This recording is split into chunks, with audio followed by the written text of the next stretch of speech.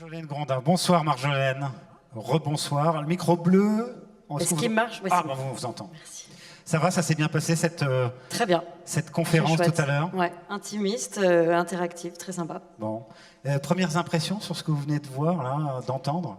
Ça fait du bien, même d'avoir des gens physiquement qui viennent présenter leur projet, dont on sent tout de suite la passion. C'est tellement l'inverse d'une conférence en ligne, même si la technologie a permis beaucoup de choses ces 2 dernières années.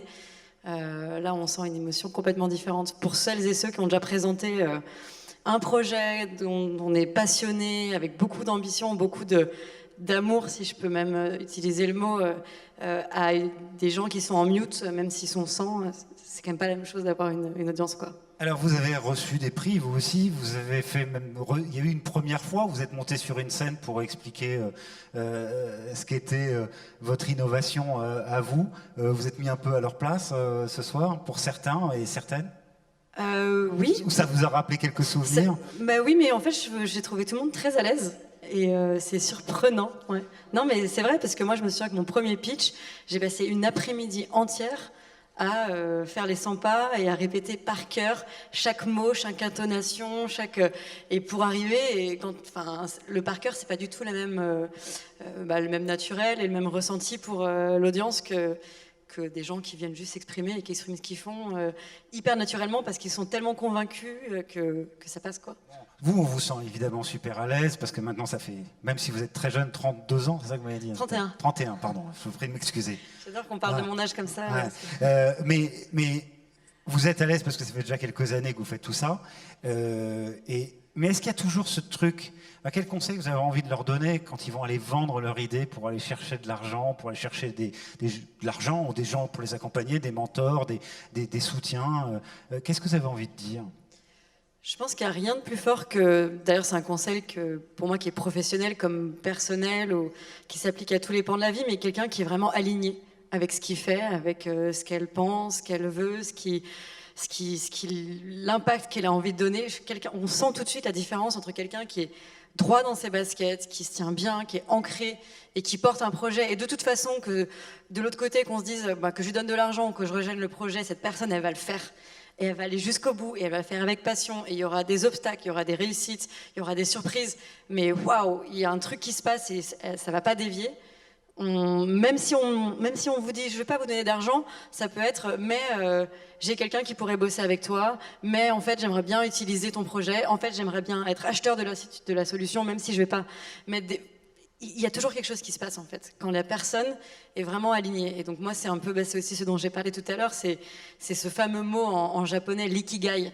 C'est trouver vraiment ce point entre ce qu'on aime faire, ce à quoi on est bon, ce dont le monde a besoin et ce pourquoi on peut être payé. Le mot Ikigai. Ikigai. Voilà. Et donc c'est vraiment c'est un mot japonais qui veut dire congruence, alors c'est un peu moins joli en français.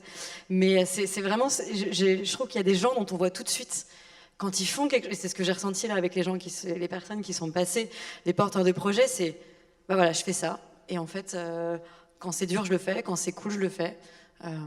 Voilà. Alors moi j'ai envie d'en savoir un peu plus sur vous, votre histoire, votre parcours. Vous étudiez à Sciences Po, à Paris? Oui. À Paris, Sciences Po Paris. Ensuite, vous allez en Californie. Moi, j'ai lu où elle découvre l'entrepreneuriat. C'est vrai ou pas? Bon, je connaissais le mot quand même avant d'arriver en Californie. Est-ce que c'est là que vous avez eu le déclic? Parce que Sciences Po, c'est pas une école de commerce, quoi. C'est pas une école de commerce, mais donc du coup, c'est pas non plus une école d'entrepreneuriat. Mais en fait, c'est pas vraiment l'entrepreneuriat que j'ai découvert. C'était plutôt cette idée de tout est possible. Cette notion de t'as envie de faire un truc, tu le fais. Tu vois un problème à régler, t'y vas. Tu sais pas coder, tu demandes à un ingénieur s'il a envie de bosser avec toi. Et c'est vraiment, pour moi, c'est ça l'entrepreneuriat. En fait, c'est pas forcément l'entreprise, c'est plus cette idée de, allez, on met des mains dans le cambouis et on y va. Et d'ailleurs, quand j'ai monté ma boîte, je pensais pas monter une boîte, je pensais créer une application, faire un projet, monter une équipe, créer une solution, etc. Et c'est des amis qui m'ont offert pour mon anniversaire un livre pour apprendre, comment créer son entreprise. Et je leur ai dit, mais pourquoi vous m'offrez ça? Ils m'ont dit, pour ta boîte. Je dis, mais quelle boîte? Jam. Mais non, mais on n'avait pas déposé de statut, on n'avait pas. En fait, on faisait juste un truc qui nous plaisait, quoi. Entre-temps, vous étiez quand même passé à HEC? Oui. Ouais. Donc là, quand même, la fibre commerciale, elle est quand même un peu Oui, plus... mais en fait, je l'ai toujours eu, mais Non, mais je veux dire, on vous accompagne un peu plus vers ça, quoi. Ouais. Ouais. Et Bah, ça aide. voilà, c'est toujours cette idée de, c'est plus l'état d'esprit de, ok, je vais oser, je vais foncer, je vais le faire, je me pose pas, enfin, je me pose des questions, mais pas sur est-ce que c'est possible, mais plutôt comment on y va et pourquoi je le fais. C'est ça c'est surtout ça, je pense. Et alors, vous sortez d'HEC, donc là, c'est le moment où vous montez, vous lancez le projet, le moment où vous recevez votre bouquin en cadeau, là. Exactement. Et à ce moment-là, vous levez 1 million d'euros. Vous avez quel âge à ce moment-là? 26 ans, donc ça s'est pas fait tout de suite. Attends, il est où Eric Cotte, là?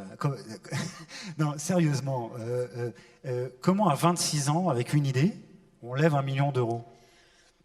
C'est plus qu'avec une idée. C'est parce qu'on avait déjà commencé à résoudre un problème, on avait déjà des utilisateurs, on avait déjà un produit, on avait une IAC, on avait une équipe. Donc ça, c'est il y a 5 ans, hein. C'est Ouais. pas si vieux que ça. Facebook existe déjà, Messenger Ouais, aussi. ouais. Mais justement, et c'est un conseil que je donne souvent aux entrepreneurs, c'est quand vous pensez qu'il faut aller lever des fonds, c'est souvent pas le bon moment. C'est le moment d'aller bosser derrière son ordi et de bosser sur sa solution, d'aller trouver ses premiers clients, ses premiers utilisateurs, les premières personnes qui vont contribuer au projet. Moi, je sais, on a fait plusieurs levées de fonds successives.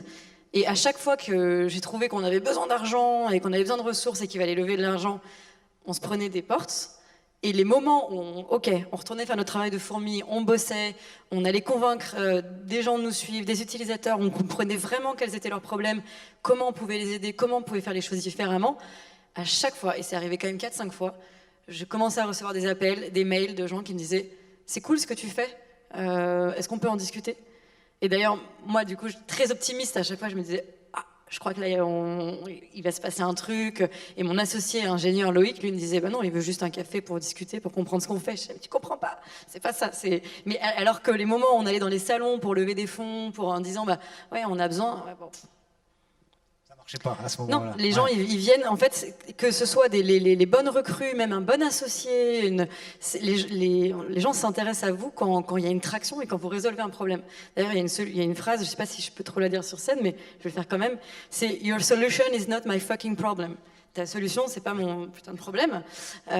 Et c'est tous les entrepreneurs qui sont vraiment passionnés, amoureux de leur solution et qui disent « C'est une plateforme qui permet… » Non, quel problème tu résous? Non, mais c'est… Mais alors pardonnez-moi, du coup, je me permets de vous interrompre. Quel problème Jam a résolu? Alors, Jam a beaucoup évolué pendant son Parce qu'au départ, parcours. alors, on va peut-être réexpliquer parce que tout le monde n'était pas à la conférence tout à l'heure. Je l'ai dit tout à l'heure, vous êtes la CEO, la PDG de Jam, la cofondatrice avec votre associé de Jam. Jam, c'est un chatbox, c'est un petit robot qui parle sur Messenger, qui envoie des messages. Je suis allé, j'ai parlé avec lui. Non, parce que je me suis dit, je vais rencontrer Marjolaine Grandin, il faut quand même que je m'intéresse un peu au truc. Non, bon, aujourd'hui, moi je le connais comme je l'ai connu qu'avant cette soirée, mais il est comment au moment où vous le lancez? Il n'a pas 600 000 personnes qui lui parlent tous les jours. Bah non, au moment où on l'a lancé, il y avait 0, puis 1, puis 2, puis 10, et puis petit à petit, on a fait notre bout de chemin. Mais au tout départ, Jam, c'était pas ça. C'était une plateforme d'échange entre étudiants pour qu'ils se partagent des bons plans entre eux au sein du campus. C'était rien à voir. Et c'est toujours quand même dans cette idée, et c'est pour ça que je dis qu'en fait, la solution importe peu. Ce qui compte, c'est le problème qu'on veut résoudre. Et moi, ce qui m'intéressait, c'était aider les étudiants, puis les jeunes, enfin les gens qui m'entourent, qui m'entourent, dans leur vie quotidienne. Et on a commencé avec cette idée de, on va créer une application, on va aider les gens à trouver des bons plans. Petit à petit, les gens ils nous ont dit, en fait, j'en ai rien à faire d'avoir une énième application. Si tu veux vraiment m'aider, prends mon numéro ou viens, on va discuter, prends mon mail. Et je cherche une idée de cadeau pour les 50 ans de ma maman, un bar où emmener mon date Tinder, etc. On a commencé à échanger avec eux. La magie a vraiment commencé et en quelques semaines, on avait 80 000 personnes qui commençaient à nous envoyer des mails puis des SMS. On est passé sur Messenger parce que c'était plus rapide d'échanger avec eux, moins cher aussi. Et petit à petit, on a vu l'opportunité des chatbots, d'où en fait cette idée de veille quand même dans l'innovation. On est toujours en veille et toujours prêt à se transformer. Et on s'est dit, on va plus répondre à des messages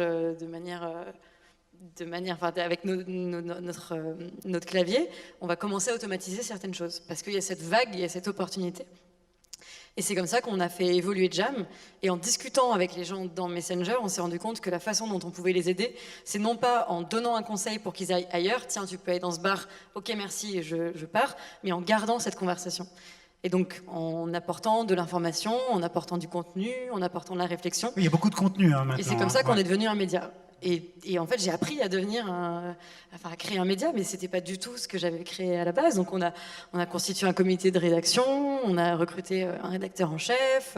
Au début, on a rédigé les sujets nous-mêmes, et puis petit à petit, on a trouvé ce qu'on appelle la secret sauce, quoi, la petite chose qui fait la particularité. Et donc, c'est de tous les jours, un sujet de société, un sujet d'actualité sur lequel Jam fait réfléchir sa communauté. C'est quoi, c'est pas 10 sujets par jour? C'est un sujet par jour. C'est un sujet par jour. Bon, et ça, c'est quelque chose qui est important pour moi, c'est un sujet par jour, 2 minutes, et après tu retournes faire ta vie. Mais nous, on fait la curation pour que le sujet soit vraiment un sujet dont tu as envie de parler. Et 600 000 jeunes qui parlent avec Jam tous les jours, c'est quand même un joli succès, quoi. Vous auriez pensé ça il y a 5 ans?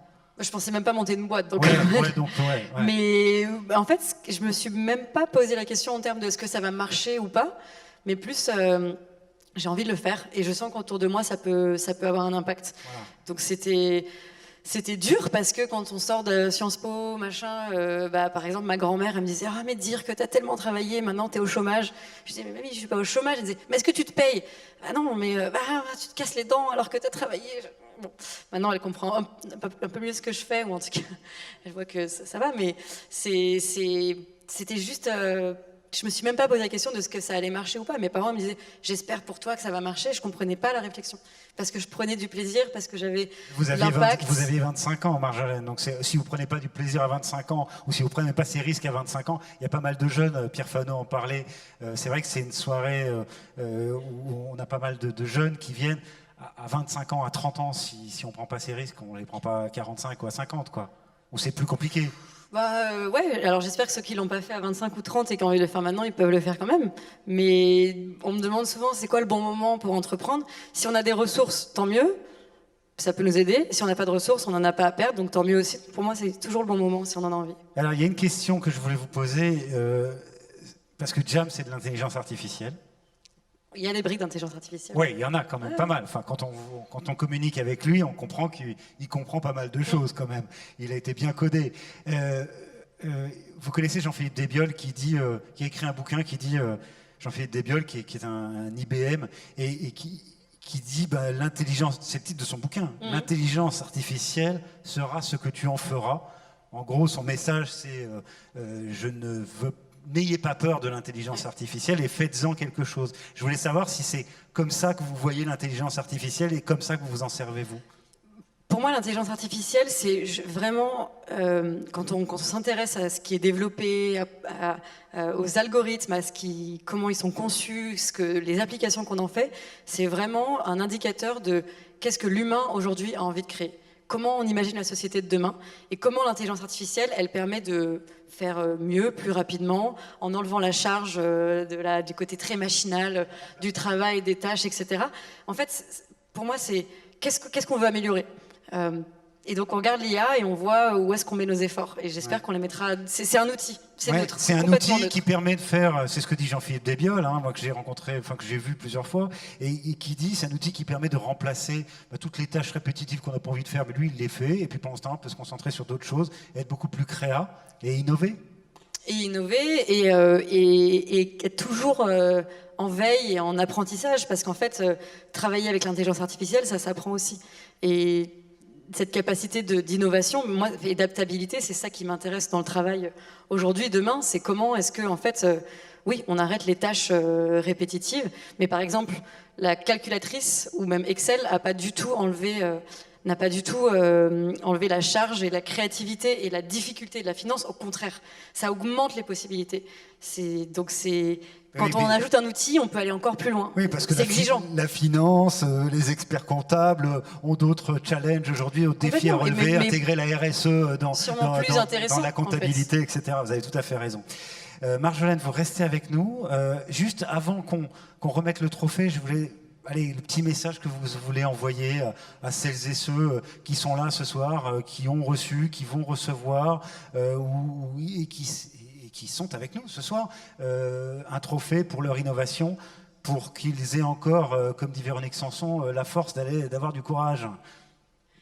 De profiter de ces moments-là, parce que surtout ces derniers temps ils ont été rares, mais je sais, c'est toujours un moment hyper fort quand on a la reconnaissance sur ce qu'on fait, des reconnaissances de nos pairs, d'entreprises plus installées, de gens qui regardent ce qu'on fait, et qui c'est des moments qui sont galvanisants. Et quand on sait qu'on a plein de choses devant nous difficiles, de prendre énormément d'énergie de ces moments et de revenir avec beaucoup d'envie et de bonheur dans le day-to-day, quoi, vraiment au jour le jour, derrière son ordi, avec ses clients, ses utilisateurs. Parce que les vrais bons moments, je trouve, c'est quand on arrive à mesurer son impact sur les gens, auprès des gens autour de nous. Ici, c'est plus pour prendre de l'énergie. C'est tout ce qu'il y a à prendre.